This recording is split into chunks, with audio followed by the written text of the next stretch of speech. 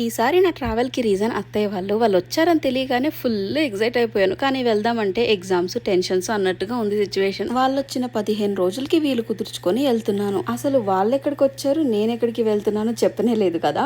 So వాళ్ళు కాలిఫోర్నియాలో ఉంటున్నారు, అందుకే నేను కూడా ఇప్పుడు అక్కడికి వెళ్తున్నా. నేను యుఎస్ వచ్చి 7-8 మంత్స్ అయ్యింది అండ్ మళ్ళీ ఇప్పుడు కలుస్తున్నాను. ఫ్యామిలీ అంతా కూడా కలవడం ఇదే చాలా రోజుల తర్వాత.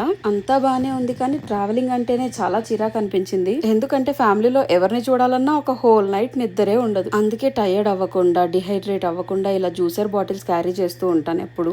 ఇక్కడ ఇంకో సర్ప్రైజింగ్ థింగ్ ఏంటంటే మా హస్బెండ్ ని కూడా ఆల్మోస్ట్ 2 మంత్స్ తర్వాత కలుస్తున్నాను. ఇద్దరం కూడా ఒక ½ an hour 1 hour గ్యాప్ తో దిగిపోయాము శాన్ ఫ్రాన్సిస్కో ఎయిర్పోర్ట్ లో. మేము కలిసి వెయిట్ చేసామో లేదో వెంటనే వచ్చేసారనమాట మా వాళ్ళు. Full happy. మామయ్య ఒకరే ఎయిర్పోర్ట్ కి రావడం, అత్తయ్య మాత్రం ఇంట్లో మంచి మంచి డిషెస్ వండుతున్నారు. నా ఈ 4 days ట్రావెల్ ఎలా ఉందనేది రిలేటెడ్ వీడియోలో అటాచ్ చేశాను.